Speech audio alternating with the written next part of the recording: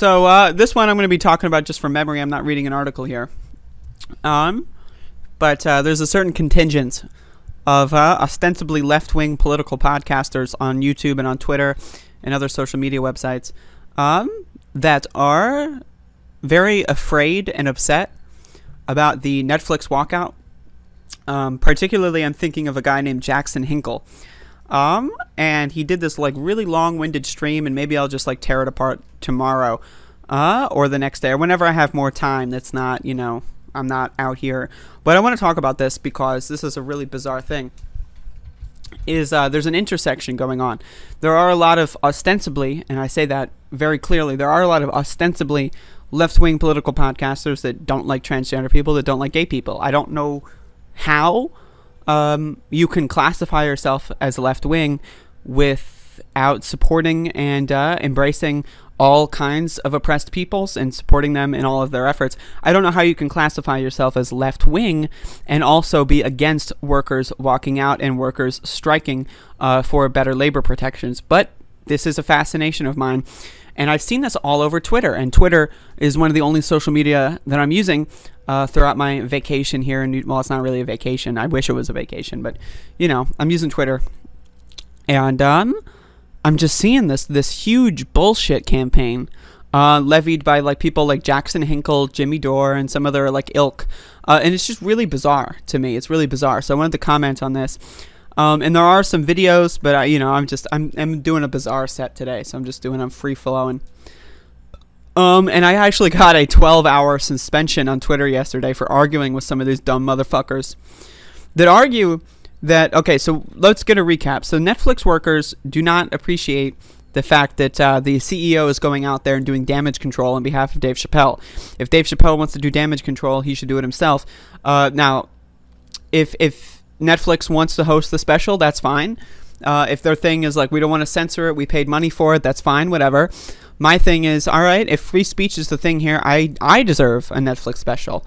I'm funnier than Dave Chappelle, and Dave Chappelle is not funny, and neither is his special. I think it's garbage. So I think I should be the one having a Netflix special, but that's besides the point. And so Netflix workers, specifically transgender employees of Netflix, went on Twitter and basically said that they disagree with the CEO, all that kind of stuff, and they think that, you know, the CEO should take trans people more seriously, and that trans people haven't been involved in any of the statements at all that Netflix, like as a company, put out, and that that's a problem. And so some of them got fired, and then they found quote-unquote causes to fire them for.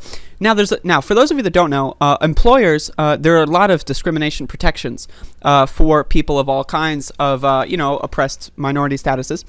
And so when people are trying to fire people for being uppity, as, you know, they may say, they will try to find any excuse that they possibly can that's legal. And so that is what being fired for cause means. So a lot of people on Twitter and YouTube and other like podcasting sites that are ostensibly calling themselves left-wingers, like, I mean, even like Glenn Greenwald is on this beat, Michael Tracy, all these weirdos, where these people are basically defending big corporations, specifically big tech. Last time I checked, Netflix is a tech company. They're a streaming and technology company, and they're being defended by these super-duper warriors for justice that call themselves, like, they're anti-censorship, they're anti-big tech, and yet now they're defending a big corporation and saying, oh, no, they didn't get fired for free speech, they got fired for cause. Yeah, that's right. One of them got an email invitation to a meeting and then clicked the meeting. It was like a Zoom meeting or something. And then it later found out that the email went out wrongly and they weren't actually supposed to be there. But then they got fired for it. And then the investigation found, oh, wait, no, we sent them the link and the password. What? It's called entrapment. But they're not talking about that. So there's a lot of these weirdos out there. And I got into this big fight on Twitter yesterday. And I ended up getting a 12-hour suspension. But I'm back. Big Tech censored me. And I'm uncensored. They brought me back. And so this is the thing. I mean, I don't know how. I really don't know how you can call yourself a left-winger if you're against protests, if you're against labor, if you're against employee rights, if you're against worker rights, if you're against, you know, just the basic acknowledgement that trans people should not be treated differently than cisgender people. I really don't understand this fascination. Brianna Joy Gray of the Bad Faith podcast was hopping in on this as well. She is, of course, on the side of Dave Chappelle and Netflix against workers and trans people. It's fascinating to me. But again, I mean, look, like, you know, it's entirely predictable. It is entirely predictable. But I wanted to talk about this a little bit at the end of my show here today because I think it's just fascinating. It really is. Like, you're seeing all these people that are having to decide, who do I hate more? Big tech or transgender people? And they're all deciding transgender people. They hate trans people more than they hate big technology companies. And that's a problem for me. Because, again, it proves that you can't take these people seriously. It really does. You just can't take them seriously at all. They're garbage. They're trash. They're shit on my shoes. And I'm not even wearing shoes. Check this out. Look. My feet are probably filthy, right? Because I've been stepping on fucking concrete. Look at this. Oh, God. Oh, I gotta fucking take a bath. But anyway, I just wanted to talk about that because obviously I support all striking workers. Other than the police, because police aren't workers. I support, obviously, all oppressed people. I am against big tech. I'm against just the idea of a CEO. I don't think CEOs should even exist. I'm against the idea of a CEO speaking on behalf of an entire company, especially on certain issues like trans people and trans rights without actually having any trans people involved. I'm against that. I support people having a protection for their ability to speak out against their employer. If I'm working for Walgreens and I go home and I cry on Facebook about how, you know, Walgreens fucking sucks and they treat me like shit, and then Walgreens found my Facebook post and then they fired me, I have a problem with that, just as how I have a problem with people at Netflix writing about how Netflix sucks and then getting fired for it. The idea that any left-winger would take the term for cause literally, I was like, oh yeah, they got fired for cause. That to me is fascinating, and it proves that there's a huge component of people that ostensibly call themselves left-wing that are not actually left-wing, and they're right-wing psychological operations. And, you know, I'm just throwing that out there. So, there's like a bunch of flies out. For whatever reason, I'm sure maybe they're after my latte. I'm not sure. I got to finish my latte. But I just wanted to shitpost about that a little bit.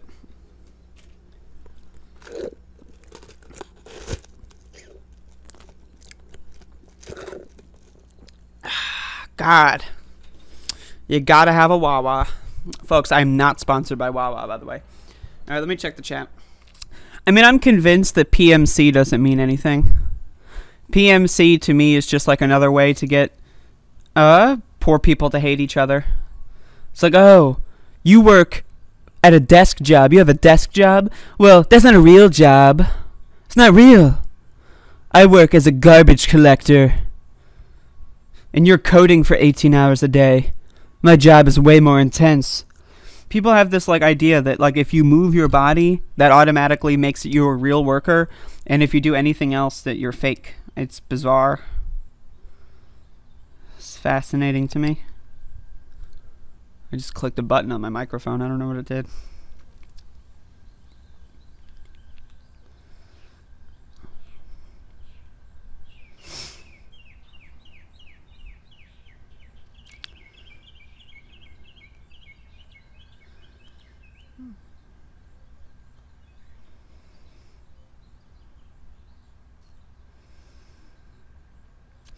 Mr. Braindead, I've been having heated debates IRL with people about this that I thought were LGBTQIA plus friendly.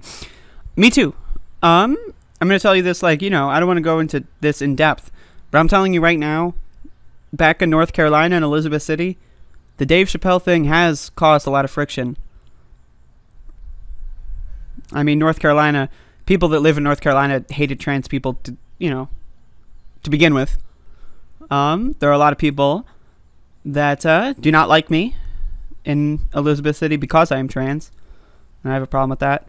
The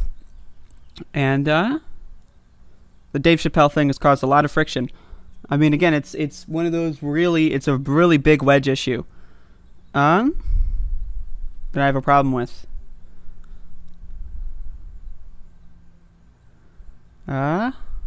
It's fascinating. It really is fascinating. It's fascinating. Like, again, Dave Chappelle's a millionaire. He is embracing and parroting the ideas of a billionaire, J.K. Rowling. And if you are siding with a millionaire and a billionaire over poor and oppressed people, you're dumb. Not only are you dumb, but you're just a bad person. You're a really bad person, and you sound identical to Donald Trump supporters. It is indistinguishable from Donald Trump supporters. The people that are embracing Dave Chappelle and J.K. Rowling over poor and oppressed minorities, they sound identical to Donald Trump supporters. They're garbage. They're trash. And honestly, I mean, fuck them all. Like, I'm not willing to compromise my beliefs that gay and trans people deserve to live. I don't think so. And there's this, like, idea that because Dave Chappelle is a black man, that automatically makes him, like, oh, he's allowed to say that trans people are icky and gross because he's black, and therefore, he's creating this false dichotomy that, like, it's black people versus trans people, where, like, black trans people are just like, yeah, they don't exist, apparently, in the world of Dave Chappelle and his fanboys. They just don't exist. There's no such thing as a black trans person. No such thing as black gay people. They aren't real in these people's minds. And it's fascinating. Again, it is fascinating how people are willing to just completely, on the drop of a hat, just throw everyone else under the bus when it comes to just random issues. Like, they just, all of a sudden, Donald Trump doesn't sound so bad. You know, when he talks about how transgender people are filth and icky and gross and how they're, killing our women and children or some shit. All of a sudden, and all it does is it keeps the poor and oppressed groups going after each other. That's all it does. Is it keeps people that otherwise should be working together against each other. And again, Dave Chappelle's a millionaire. He doesn't give a shit about poor people. He never gave a shit about poor people. I learned recently that Dave Chappelle's parents were rich and worked for the government. So Dave Chappelle's a trust fund baby. He was created by rich people. He was rich his whole life. And so if you side with a rich person over poor and oppressed people, you're just stupid. You're a bad person. And again, you are the reason. Like, again, 95% of Americans don't know how to eat vegetables. I always go back to this one. They just don't know how to eat vegetables. They just don't know. So when you extrapolate off of that, 95% of Americans are so goddamn stupid. They don't know how to eat vegetables. You can look this up. 95% of Americans, fiber. Look that up on Google. Read the studies. When you find out that 95% of these dumb motherfuckers are so dumb that they can't even feed themselves. They don't know how to fucking eat food. Something humans do on a daily basis and have been doing on a daily basis for hundreds of thousands of years. They just don't know. They're that goddamn dumb. So when you take that into account, it is so easy to get poor and oppressed people to hate each other. They don't know how to eat food. Like, I don't know what else to say. I really don't. But yeah, I mean, it's horrifying. It's terrifying. It's sad. And just wanted to touch on that a little bit, and maybe I'll extrapolate on that a little bit in the next show. But anyway, I did the swing show. It was a little bit difficult to do. Let me bring my phone back out. Let me read the chat.